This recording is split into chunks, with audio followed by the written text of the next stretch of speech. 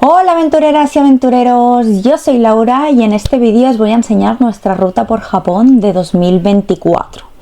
Este fue nuestro primer viaje a Japón y estuvimos desde el 22 de marzo al 13 de abril, así que fue bastante largo, fueron 22 días exactamente en el que intentamos mezclar pues un poco de todo, ¿no? Pues parte más tradicional y parte más friki.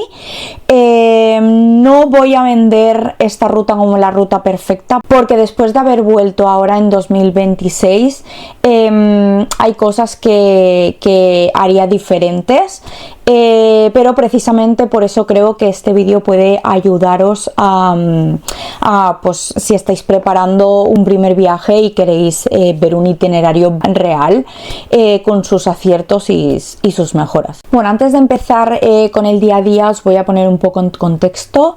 En este viaje nos alojamos en varias bases. Primero estuvimos en Tokio, en el barrio de Ikebukuro, del 22 de marzo al 29 de marzo. Después fuimos a Takayama, donde dormimos del 29 de marzo al 31 de marzo.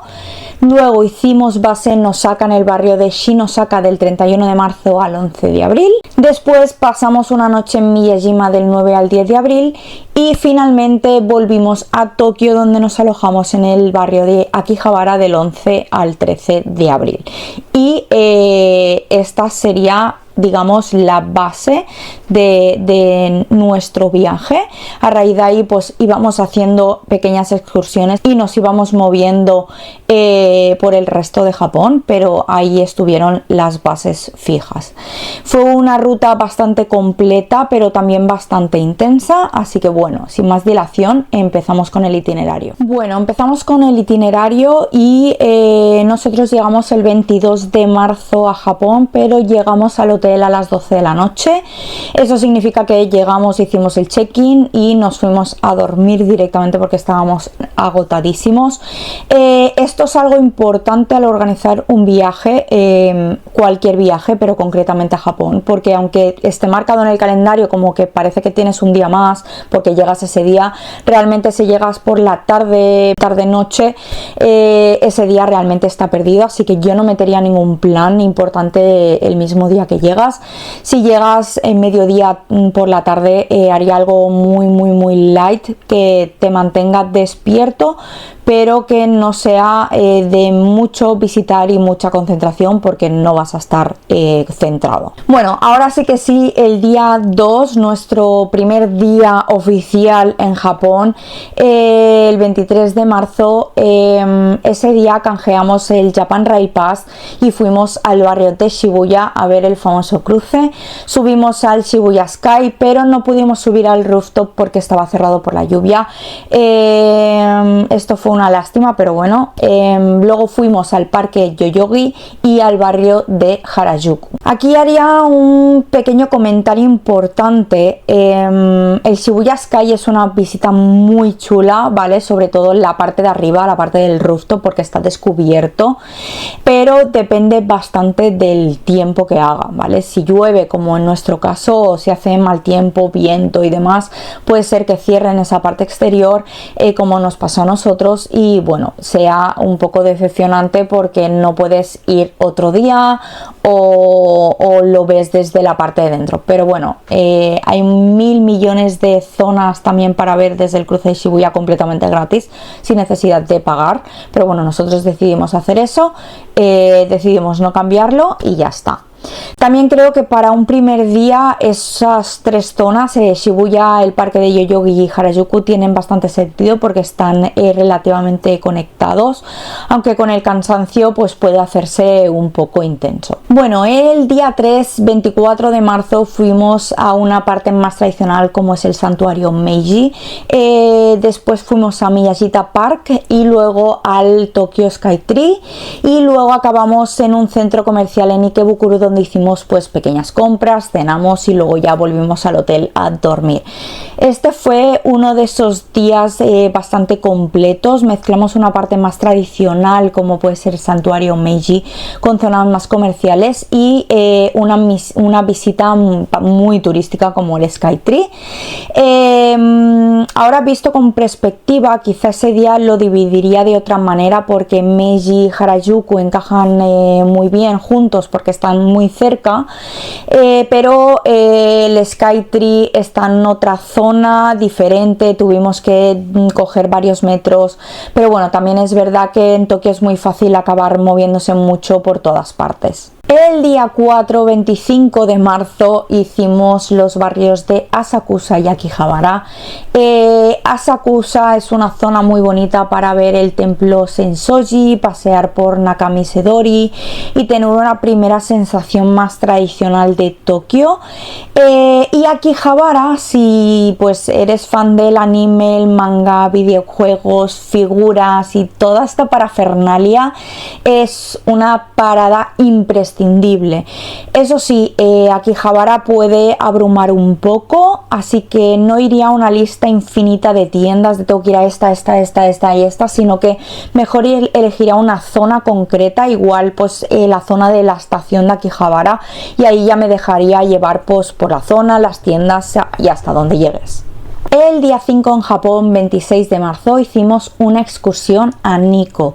Nikko fue una excursión que es fuera de Tokio, es una zona muy conocida por sus santuarios, la naturaleza y el ambiente muy tranquilo. Si tienes bastantes días en el itinerario, creo que Nikko merece mucho la pena, es precioso, pero también es una excursión que requiere madrugar y organizar bien los transportes porque no está al lado de Tokio. Para un primer viaje yo lo recomendaría, como he dicho, si tienes muchos días suficientes y te apetece pues ver una parte más cultural y natural, pero si no, no lo metería en el itinerario. A nosotros por desgracia nos llovió, pero aún así fue una excursión súper especial y muy emotiva. El día 6 teníamos reserva en el Pokémon Café por la tarde, así que aprovechamos que está muy cerquita del barrio de Ginza, y por la mañana pasamos la mañana básicamente en ese barrio, en Ginza, en el Uniqlo, y bueno, dando una vuelta por la zona, viendo las tiendas desde fuera, porque son ese tipo de tiendas prohibitivas como puede ser Prada, Louis Vuitton y todas estas marcas así muy pijas. Ese día fue más de compras y planes concretos. Si eres fan de Pokémon, tienes que ir al Pokémon Café, te recomiendo no perderte esa parada, aunque sí que es verdad que hay que reservar con mucha antelación porque se llenan muy rápido las plazas. Y bueno, Ginza es una zona, pues como he dicho, más elegante, más de tiendas pijas, centros comerciales y edificios muy nuevos, muy bonitos. No es un barrio imprescindible de Tokio si vas pocos días, pero si tienes tiempo, si tienes alguna reserva por la zona, encaja muy bien en el itinerario y recomiendo ir. Bueno, el día 7 hicimos una excursión a Kamakura. Kamakura es un sitio muy recomendado que se puede ir desde Tokio. Es una excursión fuera de Tokio también, tiene templos, el Gran Buda, calles preciosas y un ambiente muy relajado. Si tuviera que elegir entre Nikko y Kamakura para una primera vez, dependería mucho del tipo de viaje, pero yo creo que escogería más Kamakura que Nikko, básicamente porque Kamakura está más cerca, es más sencillo de encajar y más cómodo, y Nikko quizá se siente más especial, pero requiere más tiempo y más planificación. Bueno, el día 29 de marzo, ya que es el día 8, empieza como la segunda parte del viaje. Ya dejamos Tokio y nos dirigimos a Takayama. Ese día fue de viaje básicamente hacia Takayama y nos alojamos, como he dicho antes, del 29 al 31 de marzo allí. Hay que tener en cuenta que los traslados largos en Japón consumen bastante energía, aunque los trenes funcionan muy bien. Cambiar de ciudad, ir con las maletas, llegar al hotel, situarse de nuevo, pues lleva todo su tiempo. pero sí que Takayama nos permitió ver una parte distinta del viaje, más tradicional y menos gran ciudad.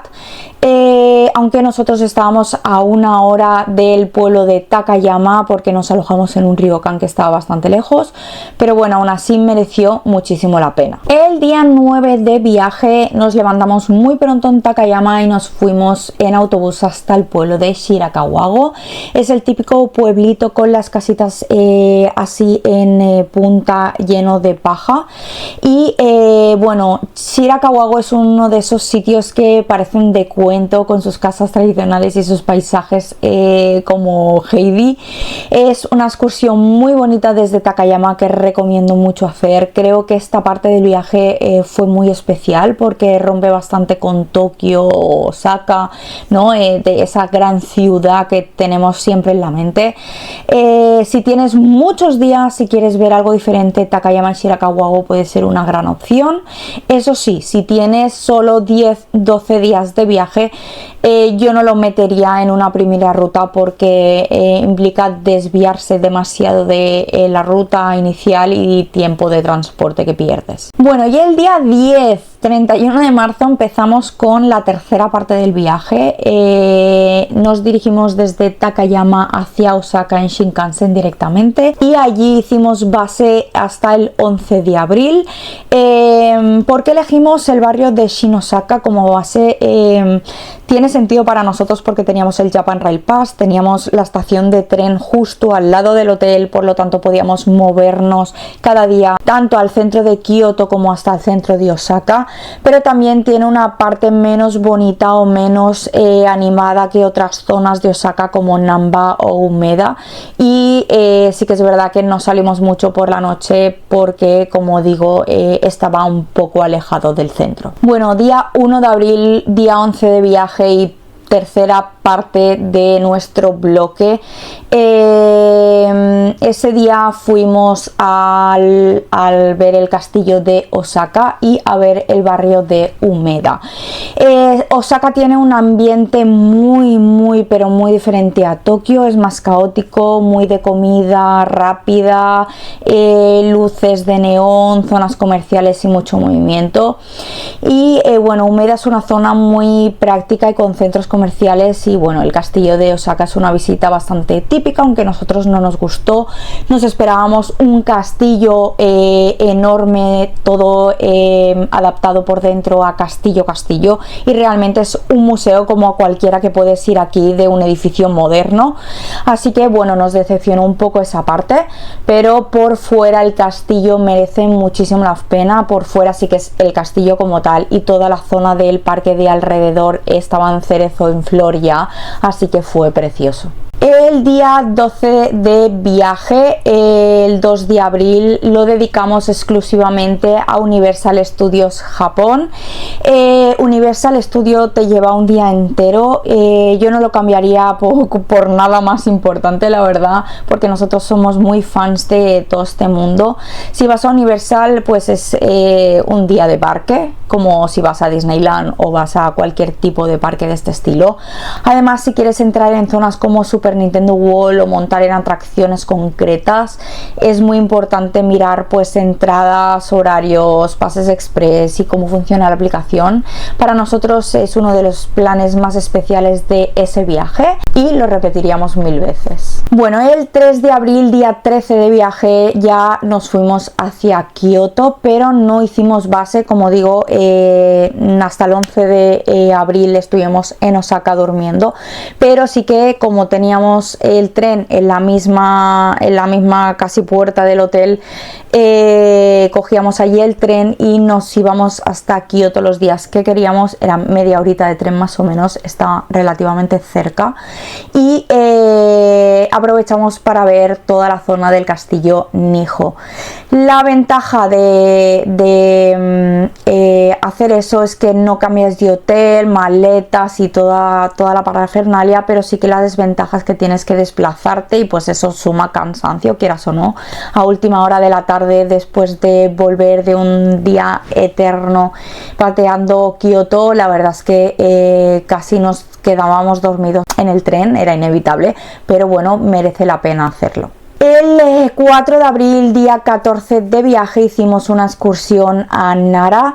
Nara es una excursión muy típica desde Osaka o Kioto, la verdad. Es fácil de hacer, tiene los ciervitos allí sueltos, tiene templos y muchas zonas agradables para pasear.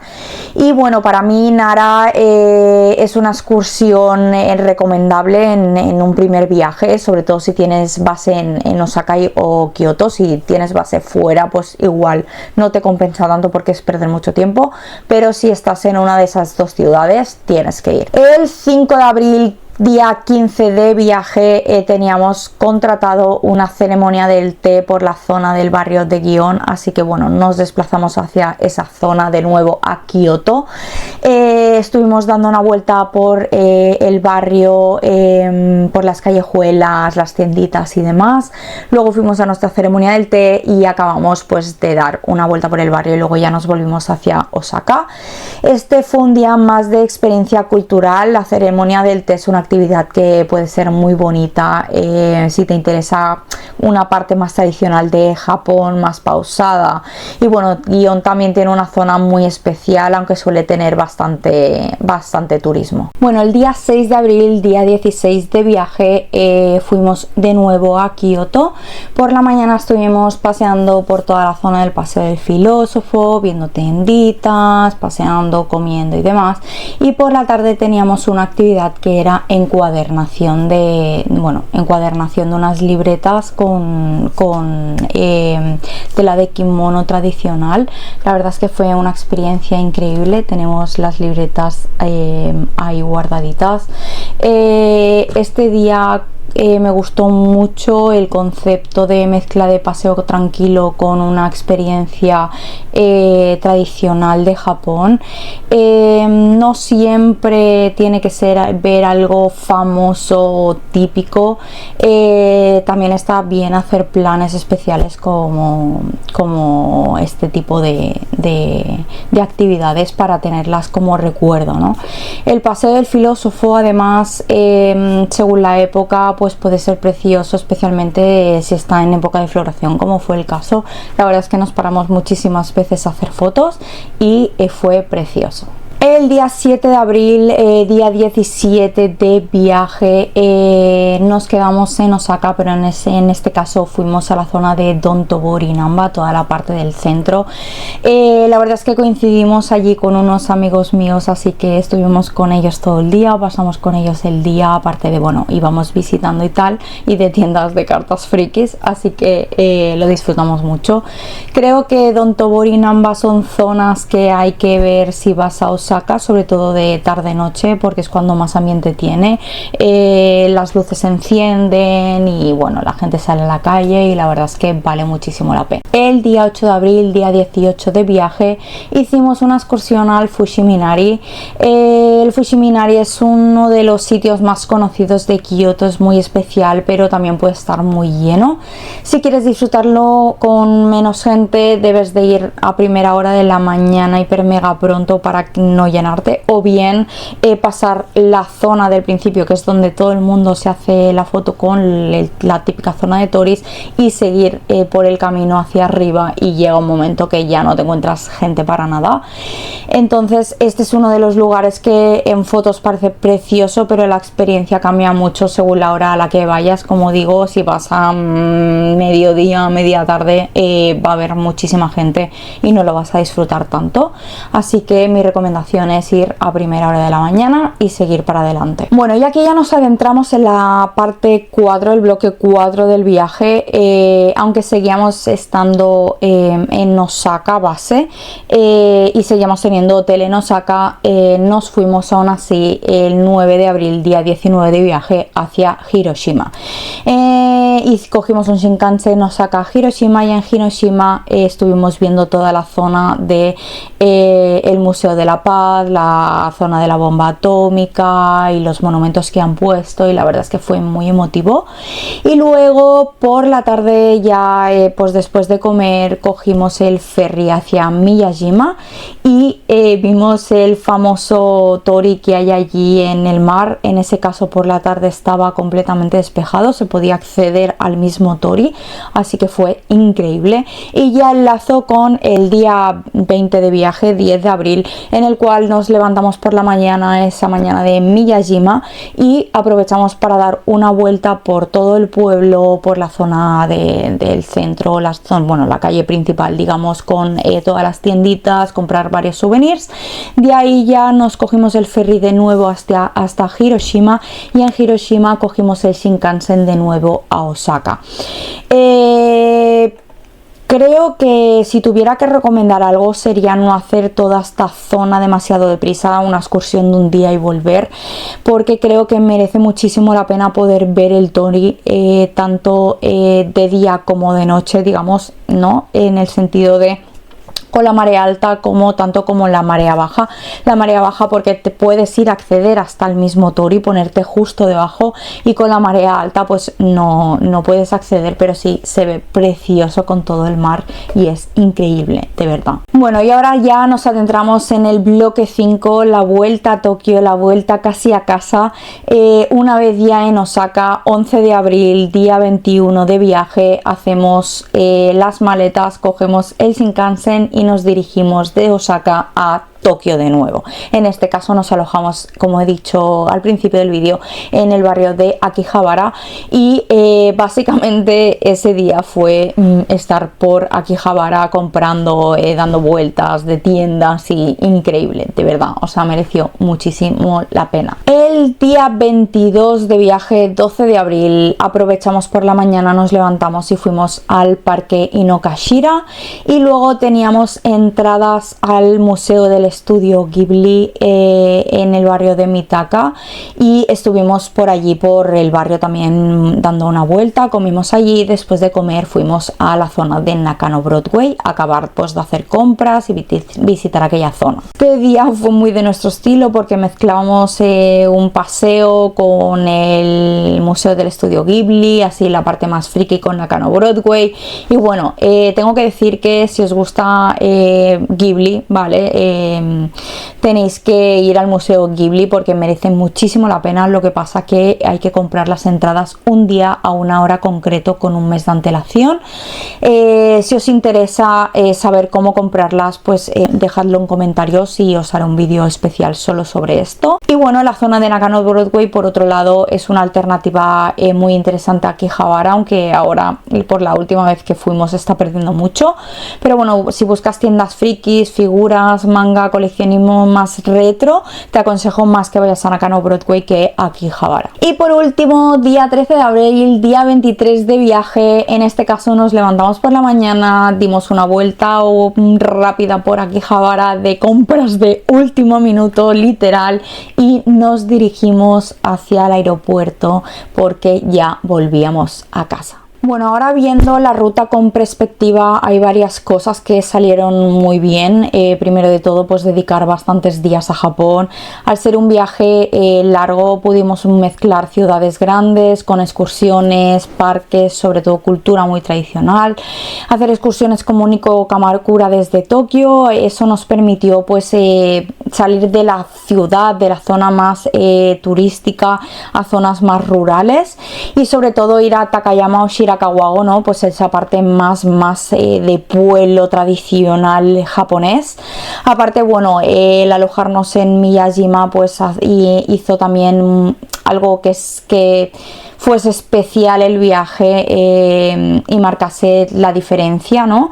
Y sobre todo también el alojarnos de nuevo de vuelta en Tokio, pues en la zona de Akihabara, pues para acabar de disfrutar de ese friquismo que nos gusta a los dos. Bueno, ya os he dicho las cosas que sí que me gustaron del viaje, y ahora os voy a decir las cosas pues que cambiaría si tuviese que volver a repetirlo.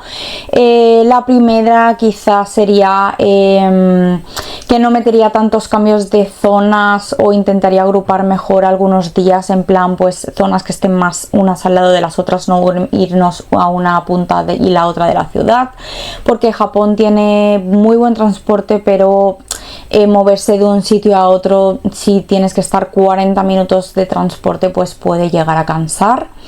La segunda, revisaría en este caso pues si Shin-Osaka es la mejor base para tantos días, más que nada porque es muy práctico tener trenes y demás, pero si quieres disfrutar bien de Osaka y sobre todo por la noche, el salir a pasear por el centro y demás, pues igual merece más la pena quedarte en Namba Umeda. Nosotros nos alojamos allí porque teníamos el JR Pass y bueno, allí mismo estaba la línea JR que nos llevaba a todos lados. Luego la tercera sería organizaría Kioto con más calma. Kioto es un destino que no es para ir corriendo, que es para disfrutarlo, ir paseando, porque entre templos, transporte y turismo pues se puede hacer bastante pesado. La cuarta sería dejar más huecos libres, porque cuando organizas por primera vez el viaje pues quieres meter todo porque vas muy pocos días y quieres verlo todo a la vez, pero de verdad es mejor dejar huecos libres, hacer 2 planes diarios principales y luego el resto libre, en el sentido de que si quieres descansar porque estás muy cansado ese día pues puedas hacerlo, o repetir una zona que te haya gustado. Y por último, pensaría muy bien qué excursiones son imprescindibles y cuáles me podría dejar para un siguiente viaje cuando vas con tiempo sobre todo limitado. ¿Para quién recomiendo esta ruta? Bueno, creo que esta ruta encaja muy bien si es tu primer viaje a Japón y tienes 20 días o más. Quieres ver las 3 ciudades principales y además hacer alguna excursión, ir a los parques, y no te importa moverte mucho porque es una ruta muy completa, pero si vas entre 10-12 días intentaría coger una ruta más sencilla, más que se centre en las 3 ciudades principales, y igual alguna excursión muy concreta. Y nada, aventureras y aventureros, esta fue nuestra ruta por Japón de 2024. Como veis, fue una ruta muy completa y muy intensa, pero con muchos momentos especiales. No fue perfecta ni mucho menos, pero fue nuestro primer gran viaje a Japón y la verdad es que aprendimos muchísimo organizándolo. En próximos vídeos quiero enseñaros también nuestra ruta de Japón de 2026 para que podáis comparar qué hicimos diferente al volver, por ejemplo, qué repetiríamos y qué cambiaríamos después de haber estado 2 veces, ¿no? En este caso. Y bueno, si estás preparando tu viaje a Japón y tienes dudas sobre la ruta, los días, las zonas o cualquier cosa, pues puedes dejármelo en comentarios y intentaré ayudarte en lo que pueda. Gracias por acompañarme en esta aventura y nos vemos en el próximo vídeo.